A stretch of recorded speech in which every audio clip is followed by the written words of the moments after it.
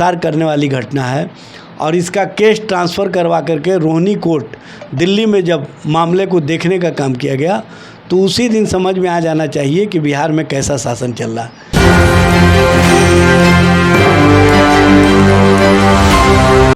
नमस्कार, मैं मनीष साहब देख रहे हैं एक न्यूज़ 24। देखिए, एक तरफ सरकार बोलती है सुशासन की सरकार और दूसरी तरफ जो है एक मुजफ्फरपुर नाबालिग की लड़की जो है उसको रेप करके जो पटना लाया जाता है। पटना में 6 घंटा करीब लगते हैं इलाज कराने के लिए, फिर भी इलाज नहीं होते हैं। अंत में नेता लोग भी जाते हैं और उनको भी घंटों समय लगते हैं। इसी संदर्भ में आज जो है आरजेडी प्रवक्ता एजाज अहमद जी से जानकारी लेते हैं। सर, पहले चैनल में स्वागत है आपका।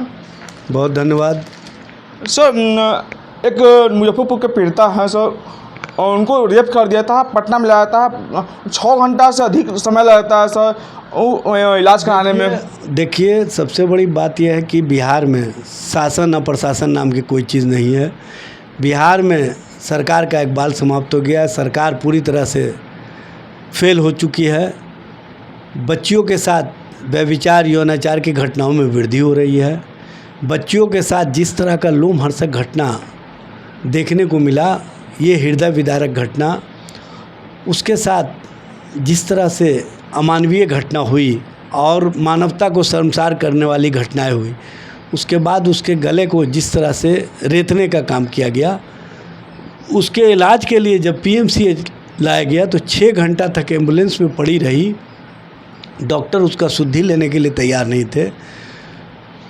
सामाजिक राजनीतिक कार्यकर्ताओं ने जब उनके प्रति अपनी संवेदना दिखाई, डॉक्टरों को जब डांट फटकार किए, तब जाके उसका इलाज शुरू हुआ।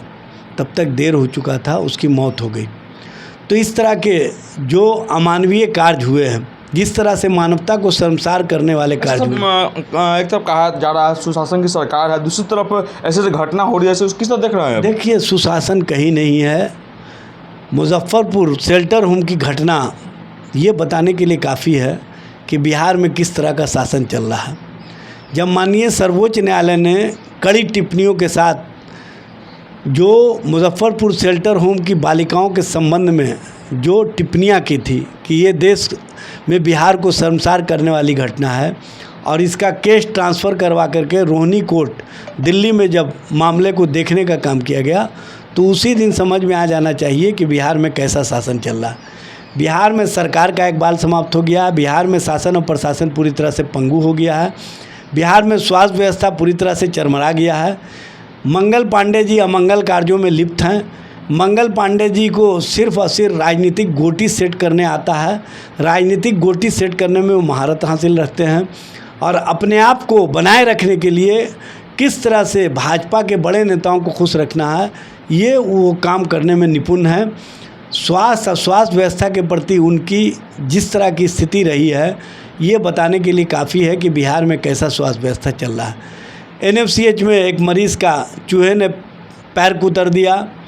मंगल पांडे जी उस मामले पर भी कहीं ना कहीं कुतर्क करते रहे और जब पीएमसीएच जो एशिया का सबसे बड़ा अस्पताल है, वहाँ पर इस तरह का व्यवस्था देखने को मिला, मानवता को शर्मसार करने वाली घटना, मानवीय संवेदना को समाप्त करने वाली घटना जो डॉक्टरों ने दिखाई, ये स्पष्ट करता है कि बिहार में कैसा शासन चल रहा है। बिहार में ना तो स्वास्थ्य व्यवस्था ठीक है, ना लॉ एंड ऑर्डर की स्थिति ठीक है। बिहार में बच्चियों के साथ व्यभिचार यौनाचार की घटनाएं हो रही हैं। बिहार में लगातार जिस तरह की घटनाएं हो रही हैं, ये मानवता मानवीय संवेदना को कहीं ना कहीं समाप्त करने वाली सरकार है, मानवता को शर्मसार करने वाली सरकार है। इस सरकार से जल्द ही मुक्ति मिल जाए तो बिहार और बिहार के लोगों के लिए बेहतर रहेगा। एनडीए के लोग बोल रहे हैं कि जितने भी नेता लोग गए थे प्रचार कर रहे हैं अपना। देखिए, सबसे बड़ी बात यह है कि अगर मानवीय संवेदना कोई दिखाए, कोई किसी के साथ सहानुभूति दिखाए, उसके लिए खड़ा रहे, तो भारतीय जनता पार्टी को प्रचार ही नज़र आता है, सत्तारूढ़ दल के नेताओं को प्रचार ही नज़र आता है।